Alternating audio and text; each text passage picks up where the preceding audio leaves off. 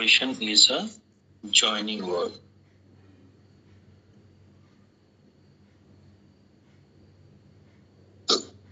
एक सिंपल सा डेफिनेशन ये है. दूसरा पॉइंट में आ जाएगा कि a preposition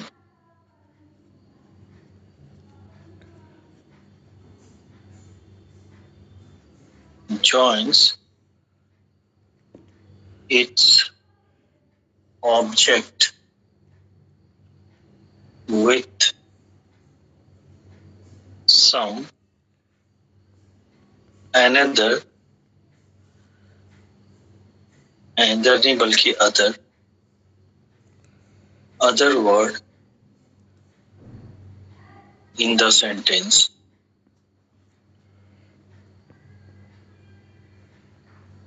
ठीक है. The preposition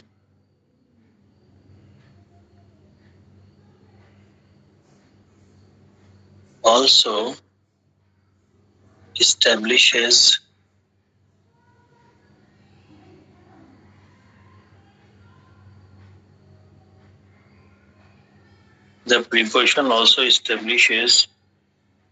that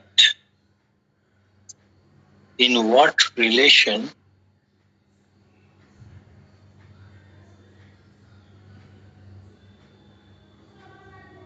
the two words are. मैं समझा दे रहा हूँ. प्रीपोजिशन जोड़ता है. प्रीपोजिशन किसको जोड़ता है आप ये समझो. आप लोगों ने शुरू से ये पढ़ा है. आवाज साफ आ रही, कोई दिक्कत तो नहीं है? No sir. प्रीपोजिशन हमेशा एक ऑब्जेक्ट लेगा, तो प्रीपोजिशन हमेशा अपने ऑब्जेक्ट को जोड़ता है. किसके साथ? ये ऑब्जेक्ट जो होता है किसका होता है? प्रीपोजिशन का होता है.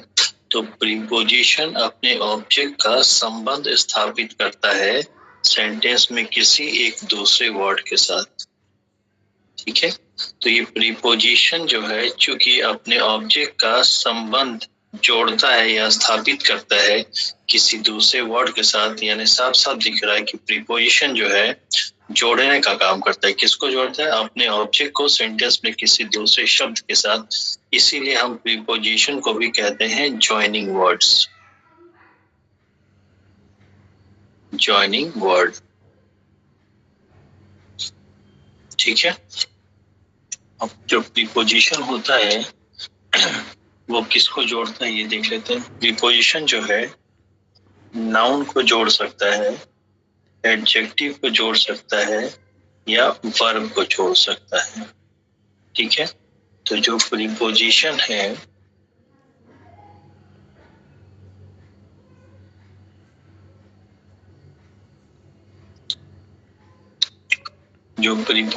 है वो जोड़ता तो है अपने ऑब्जेक्ट को. ठीक है. ये ऑब्जेक्ट किसका होता है? प्रीपोजिशन का.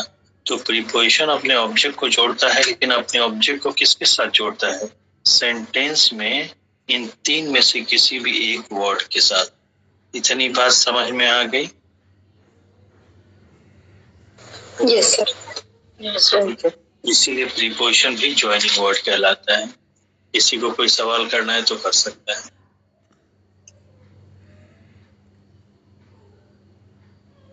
okay? जो आप लोग कहते हैं ना कि प्रीपोजिशन हमेशा नाउन के पहले रखा जाता है. ठीक है.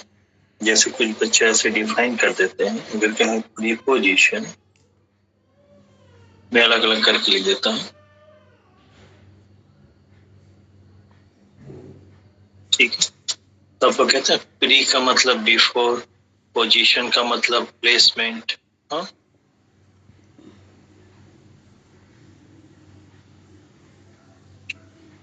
और प्लेस्ड या प्लेसमेंट. तब क्या कहते हैं? एक ऐसा वर्ड जो नाउन के पहले रखा जाए. तो अगर हम कहें गुड बॉय या द बॉय, तो यहाँ पे बॉय नाउन है, और ये वर्ड नाउन के पहले रखा गया है, ये वर्ड नाउन के पहले, तो क्या इसको प्रीपोजिशन कह देंगे? नहीं कहेंगे ना, ठीक है, ओके। तो ये कहने के बजाय कि प्रीपोजिशन नाउन के पहले रखा जाता है, आप ये कहिए कि प्रीपोजिशन के बाद एक नाउन आता है, प्रीपोजिशन के बाद एक नाउन आता है, जनरली नाउन या नाउन का इक्विवेलेंट आता है, जो कि प्रीपोजिशन का ऑब्जेक्ट कहलाता है।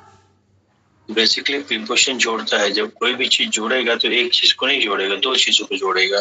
तो प्रीपोजिशन अपने ऑब्जेक्ट को जोड़ता है सेंटेंस में किसी दूसरे वर्ड के साथ, और वो दूसरा वर्ड कौन हो सकता है? वो नाउन हो सकता है, एडजेक्टिव हो सकता है, या वर्ब हो सकता है। Any doubt? No doubt sir. ठीक है, नो सर।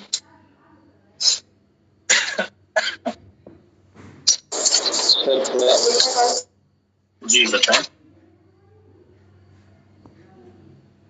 कुछ कह रहे हैं? जी सर, लिख रहे हैं। मैं पलट दूं पेज?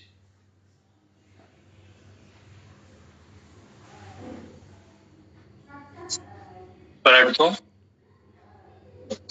जी सर। देखिए आपको मिल जाएगा ना, परेशान नहीं। अब देखिए प्रीपोजिशन कितने टाइप्स के होते हैं।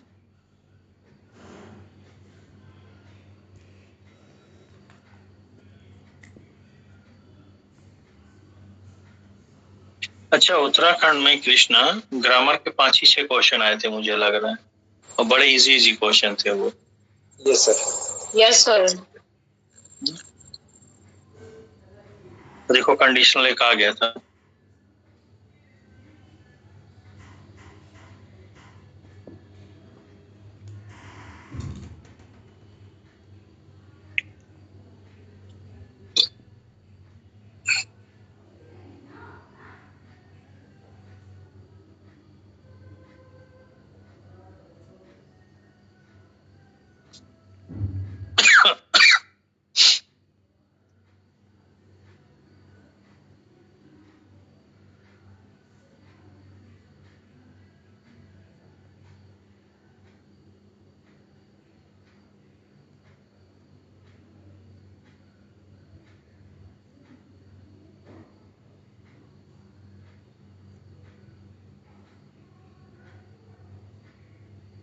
ये पार्टिसिपल होता है कि पार्टिसिपल प्रीपोजिशन होता है? कोई कंफर्म करिए। गलत है सर, पार्टिसिपल। पार्टिसिपल गलत है सर ये। पीआई होगा यहाँ पे? नहीं सर, पार्टिसिपल होगा, आई नहीं रहेगा ना? नहीं सर, नहीं सर, PLE होता है सर, हाँ PLE होता है ना सर। हाँ, पार्टिसिपल PRTICIPIALE ना? नहीं ये सर आई के बाद के सर सही तो था। सही तो था सर, वो सर सही था आपका वाला। PIPL नहीं होता है, ई लगेगा ना? सर ई नहीं लगेगा। PARTICIPLE। रुक जाइए, चुप रहिए सब लोग, चुप रहिए। ये कौन तेजू बोल रहे थे? स्पेलिंग बोलिए तेजू। PARTICIPLE participle. प्रेम वो देखो पार्टिसिपल है कि पार्टिसिपियल है सबका? निशा PLE होगा सर, मैं देख रहा हूँ। सर रेनन मार्टिन में जो आपने स्पेलिंग लिखी थी सर वही है। PIL ना? नहीं सर। Yes sir. नहीं, कहाँ ऐसा है सर PIAL सही है सर। PARTICIPIAL पार्टिसिपियल preposition. नहीं। अच्छा, PL होता है तो पहली बार PL होता है सर अकॉर्डिंग टू रेनन मार्टिन बता रहे हैं हम। रेनन मार्टिन। हाँ, रेनन मार्टिन के अकॉर्डिंग ही बताइए। तेजू जी ने जो बताया सही है सर। सिर्फ PARTICIPIAL P नहीं है, P के बाद I नहीं है। है सर। P के बाद I नहीं है। आई है। ठीक है, देख लीजिए। है सर। सर है page number sir 116 new book के अकॉर्डिंग। 160 कि 116? 116 सर। सी के पॉइंट बाद नंबर है। सर जो आप लिखे थे वो सही था, वही है। यस सर, सही था।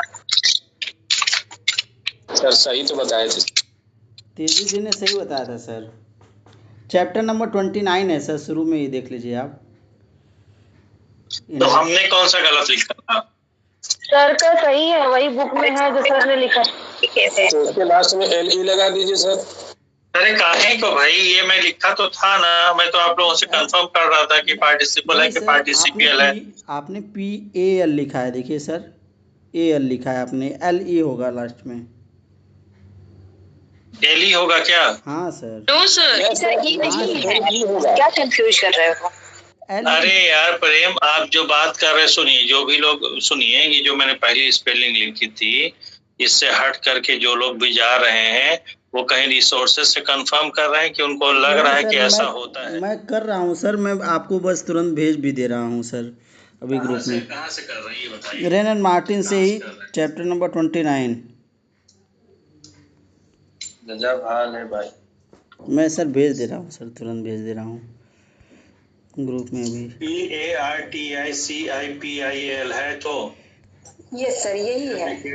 Point number 374। अब तो आप देखिए कहाँ हैं, आप देखिए। तो चैप्टर नंबर 29 गलत लिखा है। अरे सर तब तो ये गलत है सर, तब तो पुराने बुक में गलत दिया इसका होगा। मतलब ये 29 चैप्टर देखिए सर, गलत लिखा है। कौन सा 29 चैप्टर? 29 चैप्टर है ना, शुरू में ही सर, स्टार्टिंग में इंडेक्स पे आइए सर। मैं 38 चैप्टर है सर। वो नॉन फाइनाइट वर्ब में जो जीरांड पार्टिसिपल है, उस पार्टिसिपल की स्पेलिंग की बात करता है। तेरी के गजब हाल है भाई, आप लोगों का तो बच्चों जैसा हाल है। दोनों अलग अलग है क्या सर? Yes sir.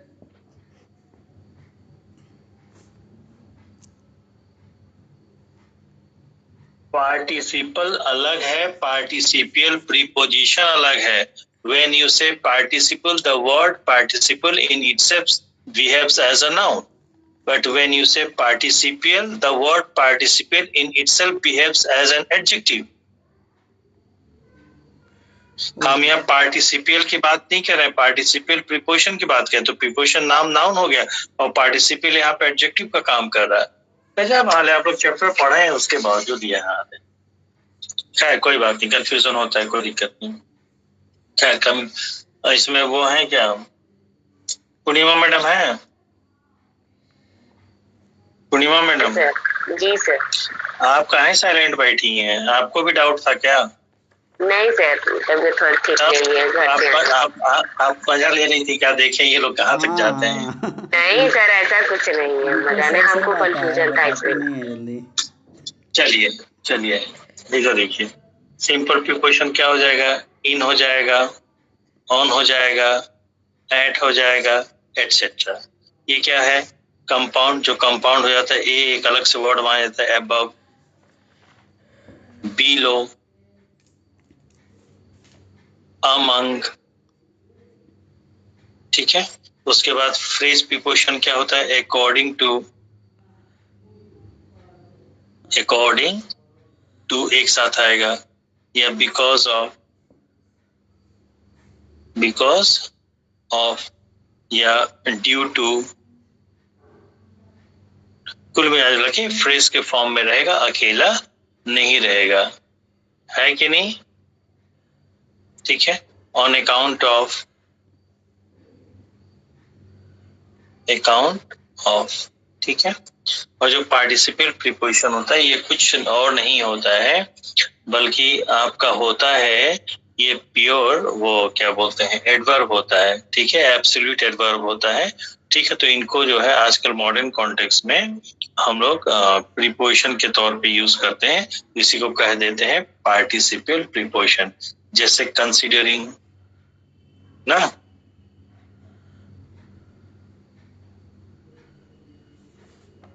या बारिंग। ठीक है, एटसेट्रा एटसेट्रा। ठीक है, ओके। तो 4 टाइप्स ऑफ प्रीपोजिशन होते हैं, सिंपल, कंपाउंड, फ्रेज प्रीपोजिशन और पार्टिसिपल प्रीपोजिशन। ठीक है, अब आ जाइए यहाँ पे। अकेला सिंगल वर्ड प्रीपोजिशन कहीं एग्जिस्ट ही नहीं करेगा। क्यों? क्योंकि जैसे आप लोगों ने देखा था कि जो ट्रांसिटिव वर्ब है वो कहीं एग्जिस्ट नहीं करता अलोन। ठीक है, क्योंकि ट्रांसिटिव वर्ब मीनिंग ही नहीं कंप्लीट कर पाएगा। तो ट्रांसिटिव वर्ब को एक ऑब्जेक्ट चाहिए, तो ट्रांसिटिव वर्ब अपने ऑब्जेक्ट के साथ ही आएगा, तो ट्रांसिटिव वर्ब प्लस ऑब्जेक्ट एक साथ भाव देगा। उसी तरह से जो आपका प्रीपोजिशन होता है वो अपना बिना ऑब्जेक्ट लिए मीनिंग कंप्लीट ही नहीं करेगा, तो प्रीपोजिशन प्लस इट्स ऑब्जेक्ट एक साथ भाव देगा। तो जैसे ये प्रीपोजिशन है, ठीक है, और साथ में आ जाएगा इसका ऑब्जेक्ट। किसी का माइक ऑन है क्या? ठीक है, तो ये एक साथ एक भाव देगा। ठीक है, ओके। तो प्रीपोजिशन और ऑब्जेक्ट एक साथ ये भाव देगा, तो दो वर्ड का ग्रुप बन गया, तो ये क्या हो गया? फ्रेज हो गया। ठीक है, तो एक ऐसा फ्रेज जो प्रीपोजिशन से बना है उसको हम कहते हैं प्रीपोजिशनल फ्रेज।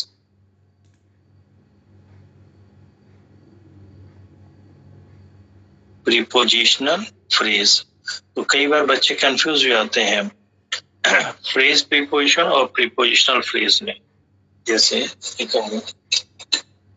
कि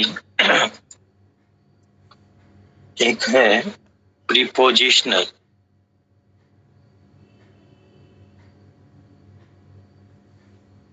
फ्रेज और एक है फ्रेज प्रीपोजिशन।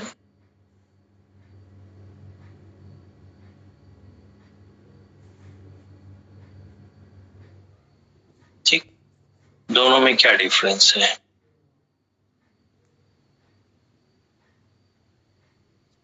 बोले जो प्रीपोजिशनल फ्रेज है वो कॉम्बिनेशन है किसका? प्रीपोजिशन प्लस ऑब्जेक्ट का। ठीक है, और जो फ्रेज प्रीपोजिशन है वो सिर्फ प्रीपोजिशन होगा composed of more than one word. Only a preposition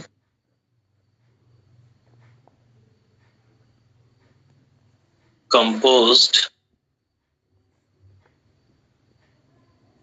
of more than one word. जैसे अगर हम कहें because of, तो यहाँ पे because of एक साथ ये सिर्फ एक प्रीपोजिशन है। वो कैसा प्रीपोजिशन है? एक से अधिक वर्ड का है, तो इसको हम फ्रेज प्रीपोजिशन कहेंगे। ये बात समझ में आ गई? Yes sir. ठीक है, तो इसी को अगर हम आगे ऐसे कहते हैं बिकॉज ऑफ द रेन, तो यहाँ पे हुआ क्या है? ये बिकॉज ऑफ जो है ये तो एक प्रीपोजिशन है फ्रेज के फॉर्म में, और द रेन जो है ये ऑब्जेक्ट है, और ये अकेला क्या है? प्रीपोजिशन है। तो फिर वही बात हो जाएगी कि preposition plus its object together, एक साथ। ठीक है, इसको हम क्या कह देंगे? Prepositional phrase.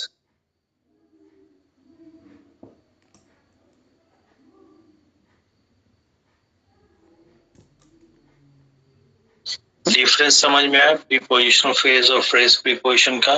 फ्रेज प्रीपोजिशन के साथ अगर आप ऑब्जेक्ट लगा देंगे तो वो खुद प्रीपोजिशनल फ्रेज बन जाएगा। Any doubt? फ्रेज प्रीपोजिशन एक से अधिक वर्ड का प्रीपोजिशन होता है, जबकि कोई भी प्रीपोजिशन अकेला एग्जिस्ट नहीं करेगा। किसी भी प्रीपोजिशन के साथ उसका ऑब्जेक्ट दे देंगे, ठीक है, तो वो क्या हो जाएगा? प्रीपोजिशनल फ्रेज हो जाएगा। Any doubt? No sir. ठीक है, हाँ, तो ये हो गया।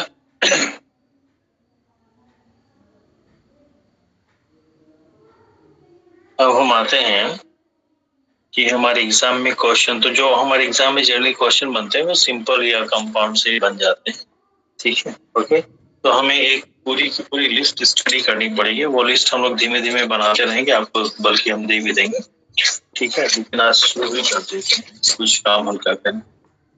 जैसे हमारे एग्जाम में आप लोग एक काम करिएगा, इस तरह का एक फुल पेज जो है छोड़ लीजिएगा लिस्ट बनाने के लिए, ठीक है। लिस्ट ऑफ प्रीपोजिशंस,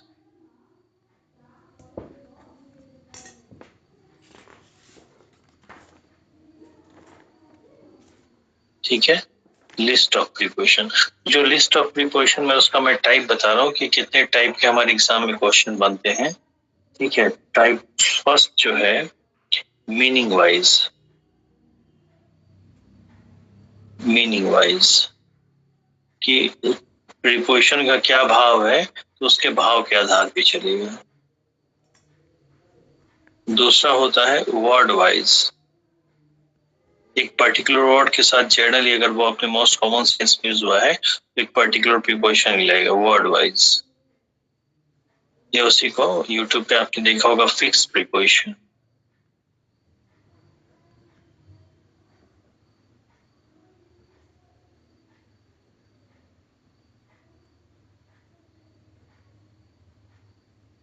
ठीक है। एक होता है ओमिशन ऑफ प्रीपोजिशन और एक होता है मिसयूज ऑफ प्रीपोजिशन।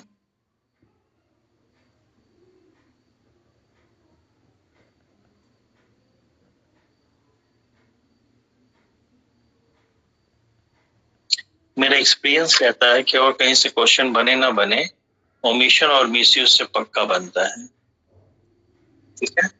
तो मैं ओमिशन और मिसयूज का आप लोगों को लिस्ट भेज दे रहा हूँ, उसकी हार्ड कॉपी ले लीजिएगा या आप चाहे अपनी कॉपी में एज इट इज उसको नोट कर लीजिएगा, ठीक है। तो जब आप नोट कर लेंगे कल तो उसके बारे में कल आपको डिस्क्रिप्शन दे देंगे, ठीक है। Yes sir.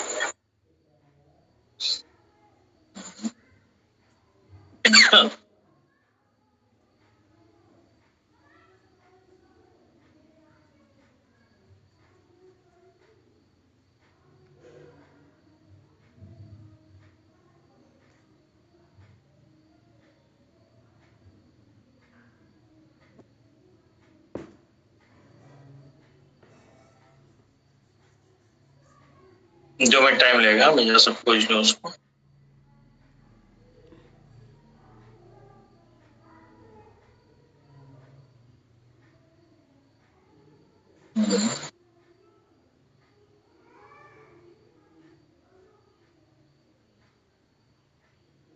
इसमें नहीं है।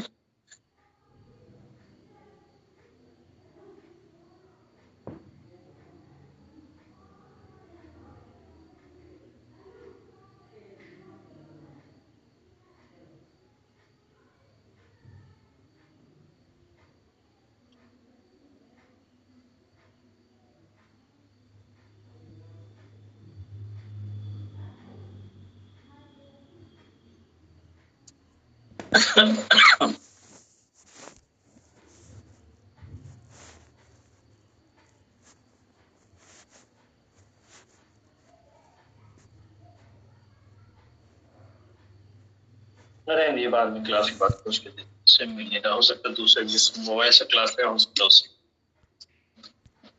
आइए इस पे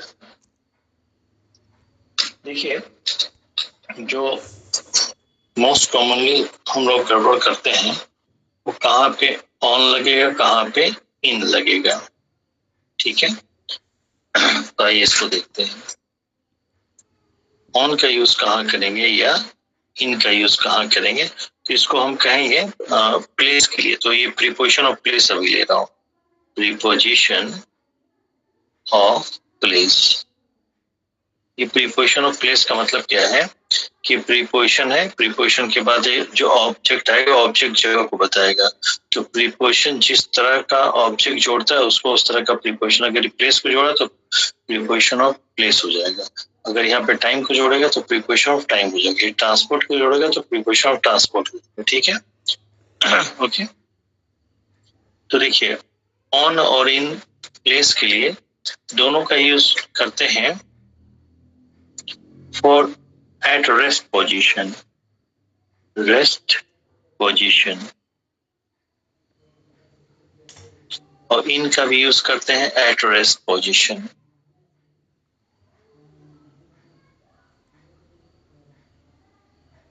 ठीक है,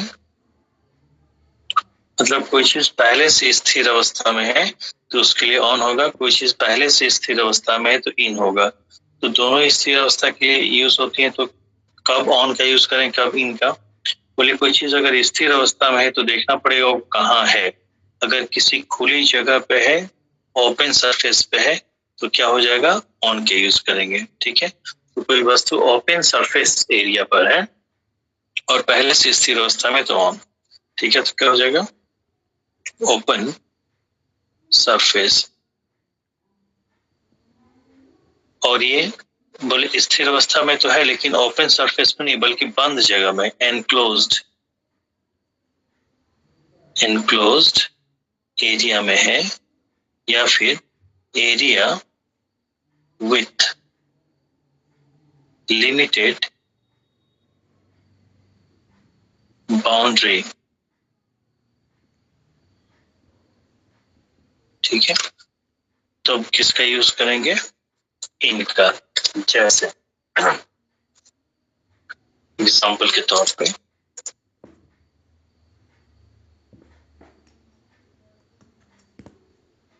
द बुक is on या in the bag and the bag is on या in the bench। ठीक है,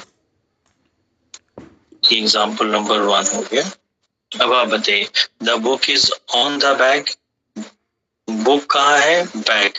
तो बैग के ऊपर भी हो सकता है, अंदर भी हो सकता है, पॉसिबिलिटी तो ही, लेकिन बेसिक सेंस में बुक को हम कहाँ रखेंगे, बैग के ऊपर, यहाँ पे इन होगा।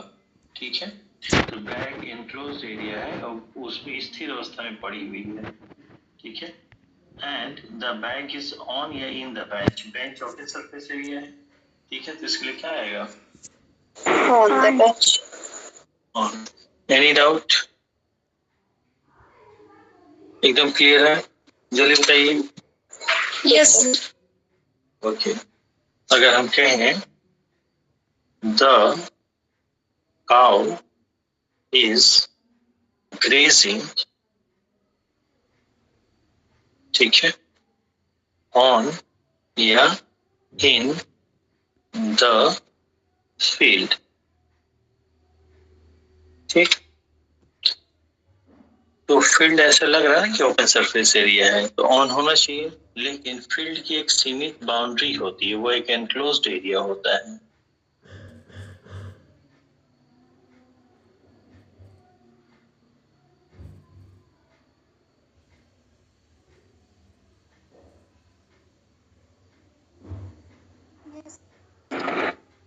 एक बहुत कॉमन सा एग्जांपल लिख रहा हूँ, who is sitting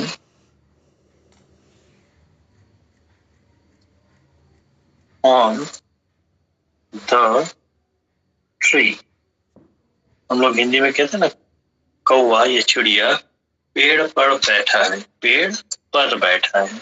ठीक है, अगर आप किसी ट्री को देखें 2-3 मंजिले मकान के ऊपर से, तो टॉप सरफेस, ऑन का मतलब ऊपर का सरफेस, टॉप सरफेस, तो ट्री का टॉप सरफेस ब्राउन कलर का दिखेगा या ग्रीन कलर का दिखेगा,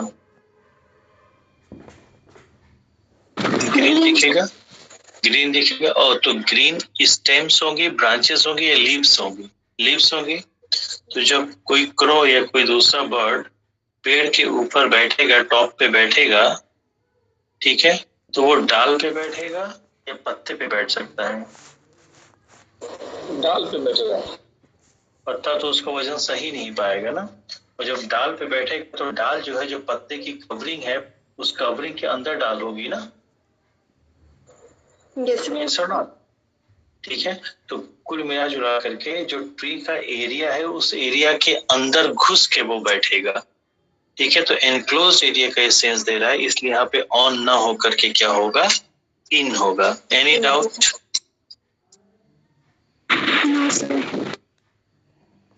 क्लियर है सबको? ठीक है, आगे बढ़।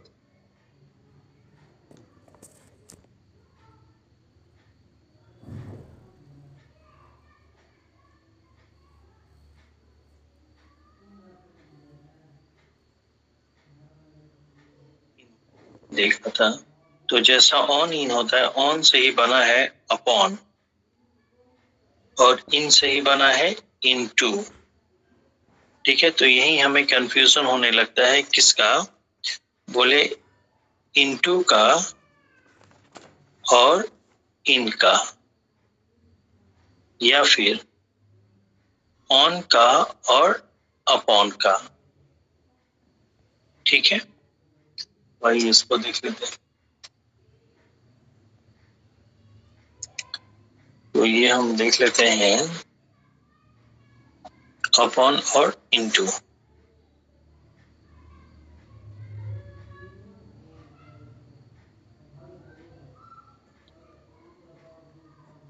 चूंकि अपॉन बना है ऑन से, ऑन ओपन सरफेस एरिया के लिए है, इनटू बना है इन से, इन एनक्लोज्ड एरिया के लिए है, तो फर्स्ट पॉइंट वही अप्लाई होगा।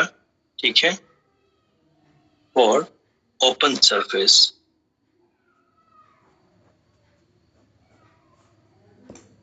और यहाँ पे इनटू फॉर एनक्लोज्ड एरिया और एरिया विथ लिमिटेड बाउंड्री। एक सेकेंड, हाँ मेरे से एक अर्जेंट कॉल करना है, मैं भूल गया था कॉल कर।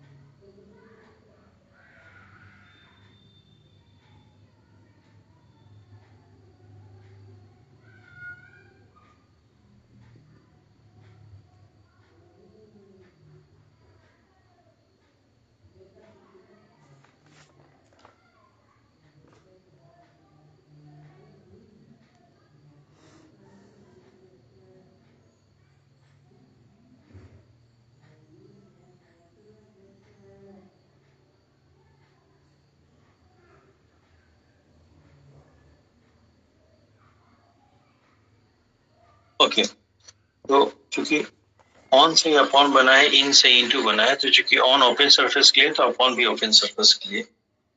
इन एनक्लोज एरिया के लिए, लिमिटेड बाउंड्री के लिए, तो इनटू भी इनक्लोज एरिया लिमिटेड बाउंड्री के लिए। एक बात तो कॉमन होगी, तो फिर दोनों में डिफरेंस क्या है ऑन और अपॉन में? डिफरेंस ये है कि इसका जो यूज करते हैं विथ मूवमेंट, गति के साथ, मूवमेंट के साथ, और इसका भी जो यूज करते हैं विथ मूवमेंट। ठीक है, अब जैसे हम एक एग्जांपल लेते हैं कि द चाइल्ड jumped, हम कहते हैं कूदा, कहाँ कूदा, बोले बिस्तर पे कूदा। The child jumped on the bed। ठीक है, तो हिंदी के अनुसार तो सही लग रहा है कि कूदा, तो कहाँ कूदा, बिस्तर पर, और ऑन का मतलब हिंदी के अनुसार पर का ही लेते हैं। ठीक है, लेकिन वो बिस्तर पर पहले से था या कूद कर गया है? कूद कर गया है। और जब कूदा तो मूवमेंट हुआ होगा, गति आया होगा, मोशन आया होगा। ठीक है, तो जब आप मोशन के साथ, गति के साथ या मूवमेंट के साथ किसी ओपन सरफेस एरिया पे जाते हैं तो यहाँ वहां के लिए ऑन ना होकर के, चूंकि मूवमेंट है तो क्या हो जाएगा? अपॉन हो जाएगा। Any doubt? ठीक है, लेकिन जैसे हम लोग कहते हैं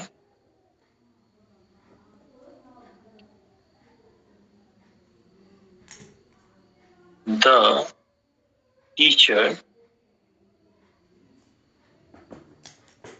has come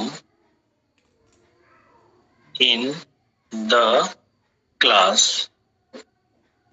तो आपने क्या कह दिया कि टीचर जो है क्लास में आया है। तो हिंदी के अनुसार तो इन का मतलब हम ले लेते हैं और बिल्कुल हिंदी से कंपेयर करें तो सही जा रहा है।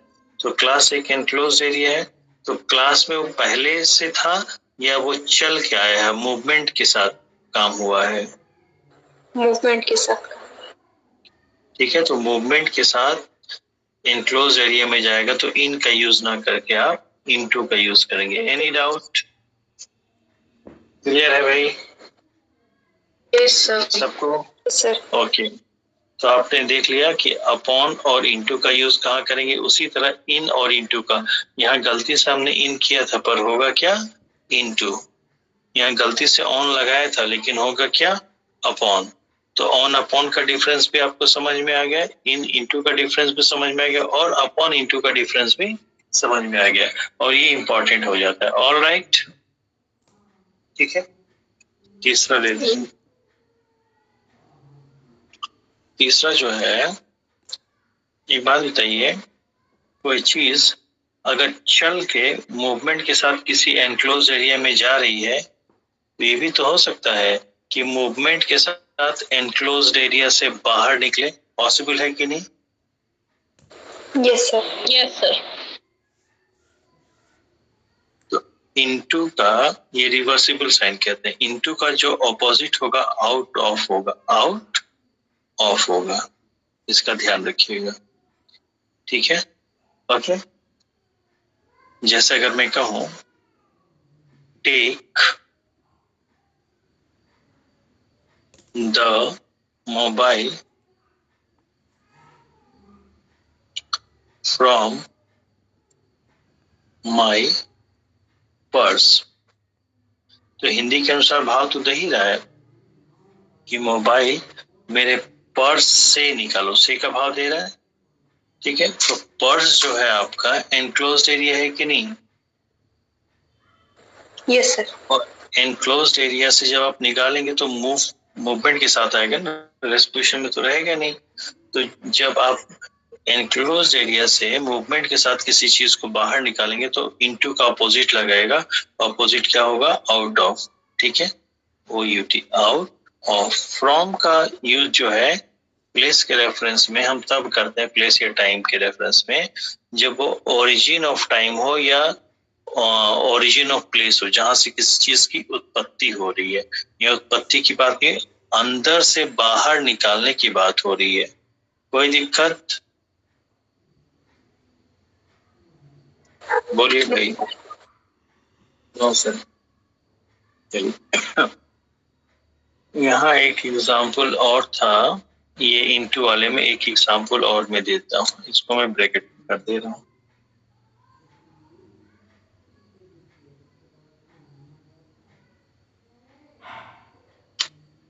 और इसको मैं हाईलाइट कर दे रहा हूँ।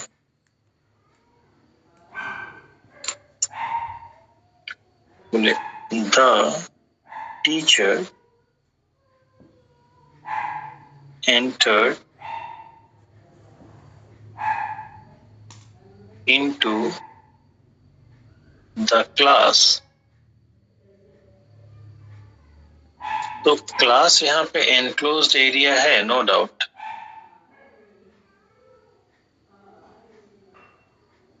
और प्रैक्टिकल सेंस आपको लगेगा कि एंटर किया है तो मूवमेंट हुआ ही है,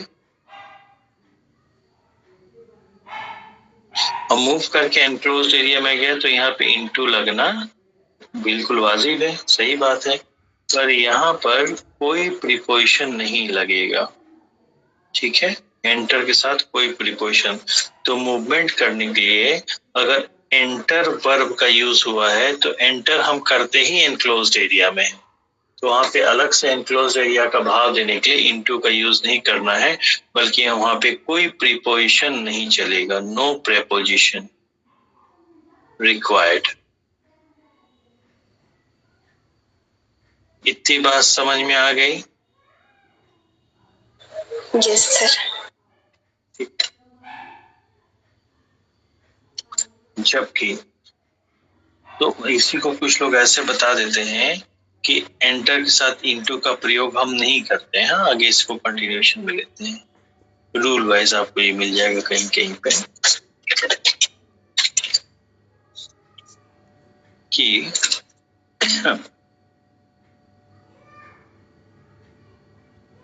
एंटर के साथ इनटू का यूज हम नहीं करते हैं, ठीक है। हाँ, ये बात सही है, एंटर के साथ इनटू का यूज नहीं करेंगे जब एंटर जो है फिजिकल मूवमेंट की बात करेगा।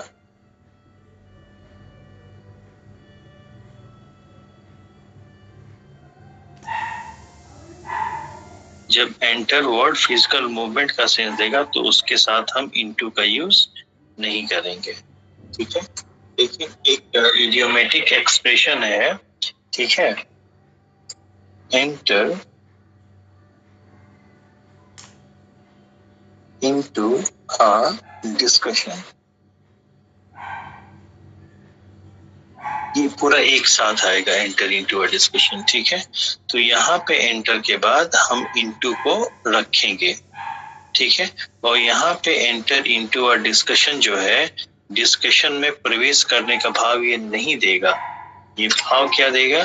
To take part in a discussion, हाँ, टू टेक पार्ट in a discussion, ओके। और ये अपने आप में एक इडियोमेटिक एक्सप्रेशन है।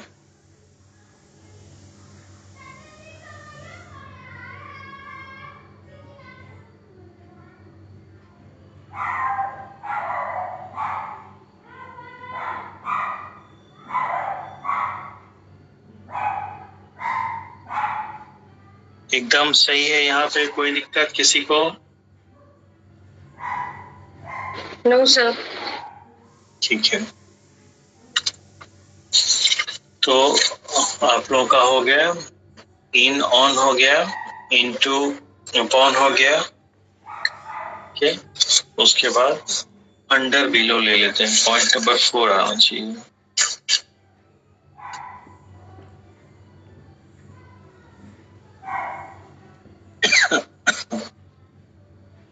above, A-B-O-V-E, above और over,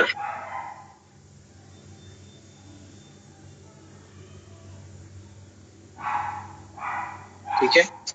अगर हाइट में किसी चीज से ऊंचाई पर कोई चीज है तो उसके लिए हम क्या कहेंगे?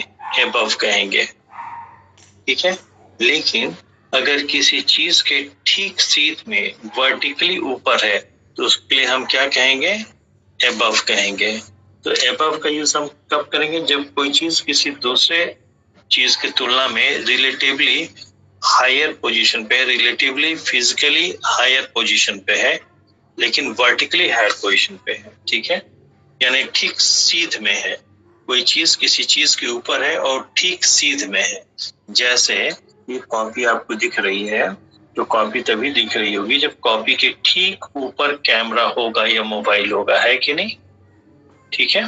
जब आप झंडा फहराते हैं 15 अगस्त को, तो ग्राउंड में बच्चे खड़े रहते हैं, तो बच्चों के सिर के ऊपर झंडा होता है कि उससे नीचे होता है? जवाब दीजिए।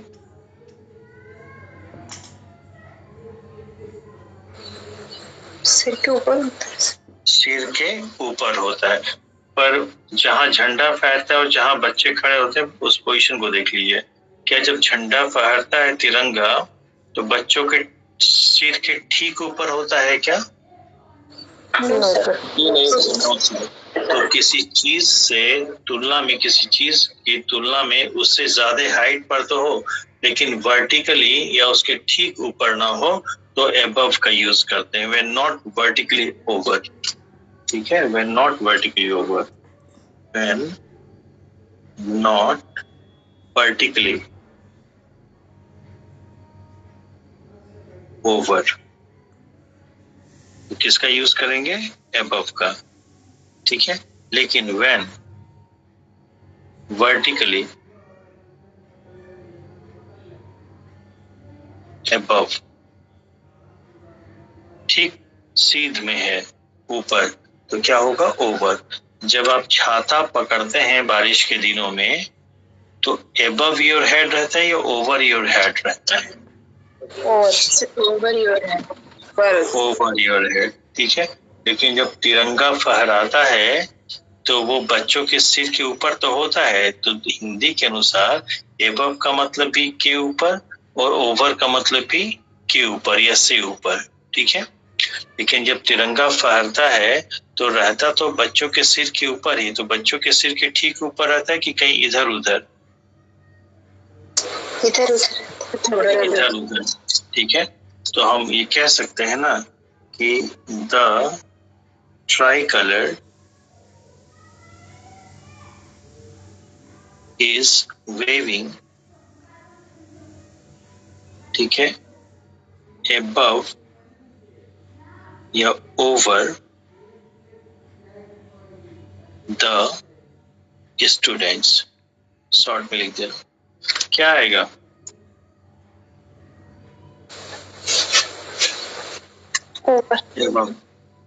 ओवर आएगा ना, ठीक है। और अगर यहीं पे एक एग्जांपल ले लें कि we hold umbrella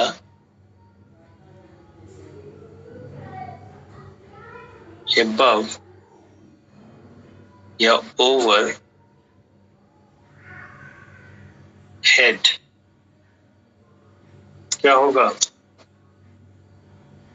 सर के ठीक ऊपर लेते हैं ना, बोलो भाई। Yes sir, yes sir. ठीक है, इतने से काम हो जाएगा, ठीक है, ओके। अगर एक और एग्जांपल लें, मैं लिखूं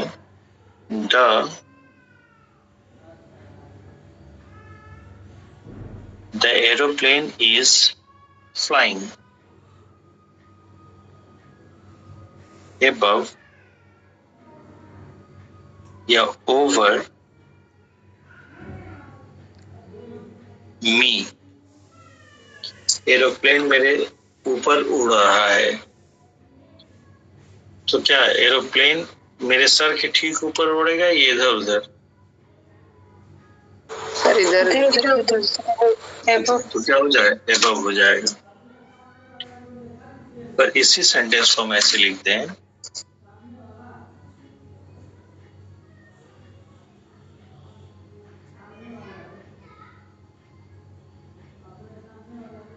the aeroplane is flying above या over the city, तो शहर के ठीक ऊपर उड़ रहा होगा कि शहर का जो एरिया उससे इधर उधर उड़ रहा होगा? जिस तरह से सेंटेंस बोला गया है, ठीक ऊपर, शहर के ऊपर ऊपर अरे ऊपर तो हिंदी के अनुसार तो मैडम एबव भी ऊपर होता है, ओवर भी ऊपर होता है। यहाँ पे ओवर आएगा ना, क्योंकि हम जिस शहर में है उसी शहर में तो हमने देखा एरोप्लेन को, तभी तो कहा कि शहर के ऊपर उड़ रहा है। तो यानी कि उस शहर का जो एरिया है तो बहुत बड़ा एरिया होगा, उसके ठीक ऊपर से उड़ रहा है ना, कोई दिक्कत? Alright, yes sir, yes sir. एक वर्ड होता है होवर, होवर का मतलब हिंदी में मडराना, होवर, HOVER, तो होवर के साथ हमेशा ओवर ही आएगा, इसका ध्यान रखिएगा, ठीक है। Yes sir. Yes sir. देखिए आपने क्या पढ़ा, ये थर्ड फोर्थ फिफ्थ 9 बजेगा तो बताइए। अच्छा बचे क्या, बस ये करा के छोड़ता हूँ। above और ओवर। अब बताइए किसी चीज से ऊपर, किसी चीज से ऊपर, तो अगर हम ये कहें कि मोबाइल जो है कॉपी के ऊपर है, कॉपी से ऊपर है मोबाइल, इसका मतलब मोबाइल के नीचे कॉपी है, हाँ या ना? Yes sir. अगर किसी चीज के ऊपर कोई चीज है तो वो चीज दूसरी चीज के नीचे है ना। अगर हम कहें कि पुल जो है नदी के ऊपर है, इसका मतलब पुल के नीचे नदी है, ये बात हुई ना। तो इसका जो ऑपोजिट होता है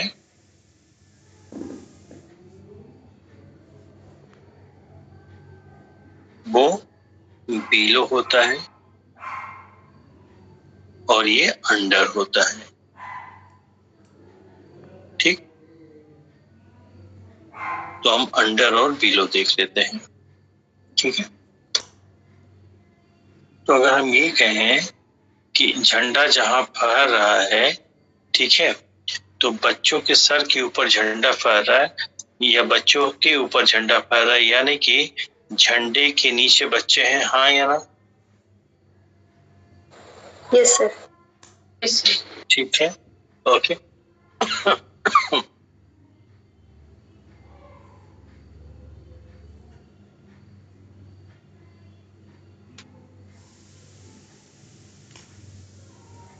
The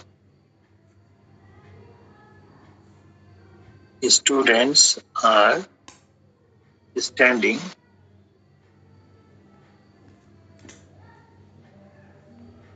below या अंडर द ट्राइकलर। क्या होगा? बिलो, हाँ या ना? Okay.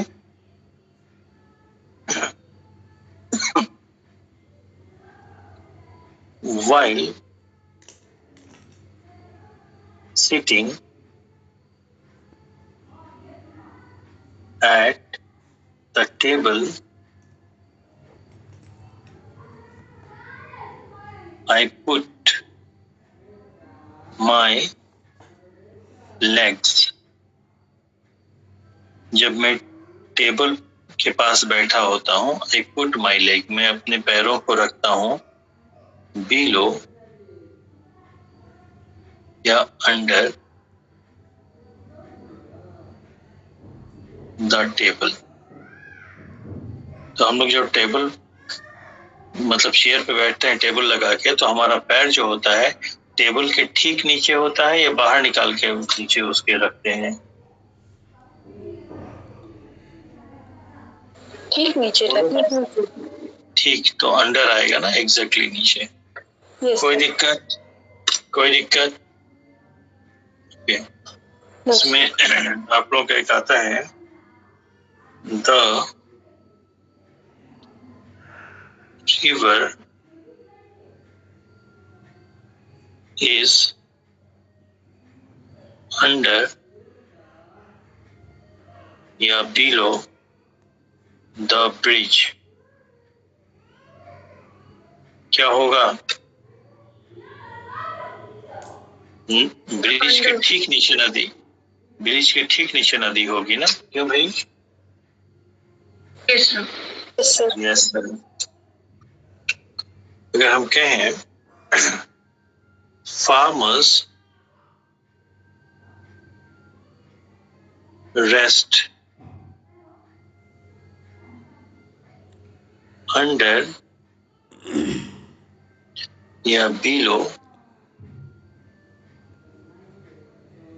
a tree in the field after work। यहाँ पे आफ्टर कौन सा पार्ट ऑफ स्पीच में? प्रीपोजिशन। गुड। तो फार्मर्स रेस्ट अंडर या बिलो अ ट्री, क्या होगा? पेड़ के नीचे। तो अंडर भी नीचे कहा देता है, बिलो भी, क्या होगा? बताइए। बिलो मतलब जहाँ पे पेड़ है, पेड़ का जो छाया है, पेड़ का जो एरिया है लीव्स का, उसके बाहर निकल के वो आराम करेंगे कि जहाँ छाया पड़ रहा होगा वहीं आराम करेंगे? सरेंडर पढ़ रहा हूँ। पेड़ के ठीक नीचे ना? Yes sir. बोलिए। कोई दिक्कत? No sir. ओके, पर एक इम्पोर्टेंट सेंटेंस में लिख दे रहा हूँ।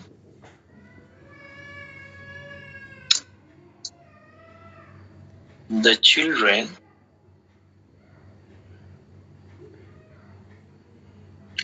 are playing, ठीक है,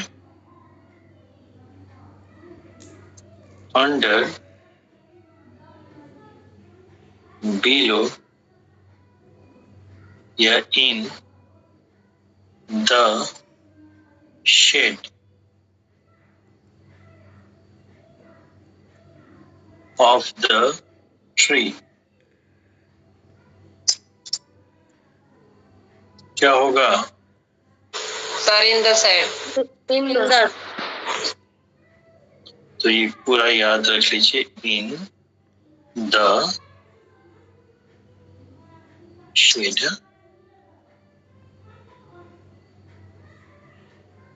एक वर्ड याद आ गया, SHADE,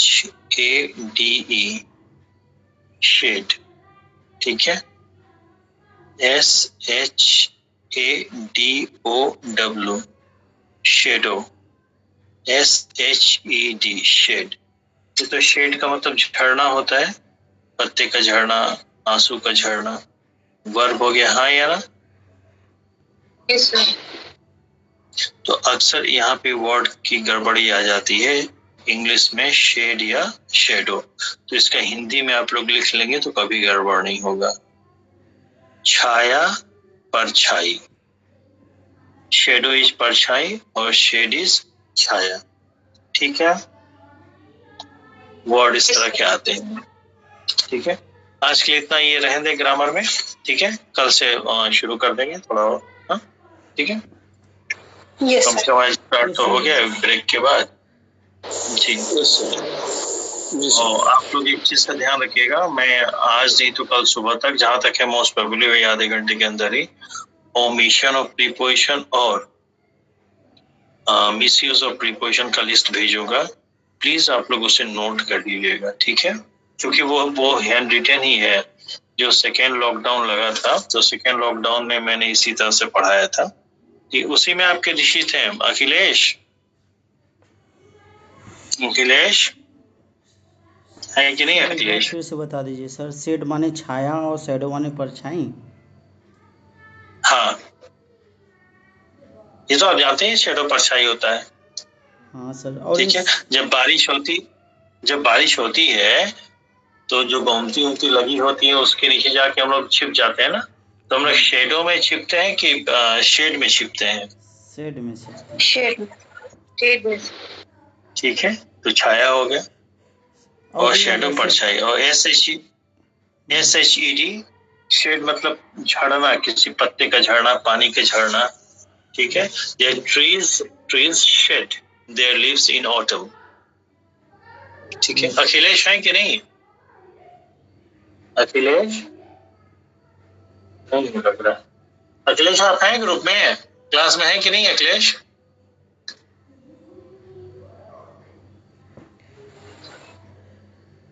नहीं है सर। नहीं है, क्योंकि पता नहीं क्यों रेगुलर नहीं रहेंगे, ठीक है। हाँ, तो मैं ये कह रहा था कि जी सर आज अभी पैसेज सॉल्व करवाएंगे कि नहीं करवाएंगे? हाँ, करवाएंगे जी सर। करवाएंगे, छोटा सा है।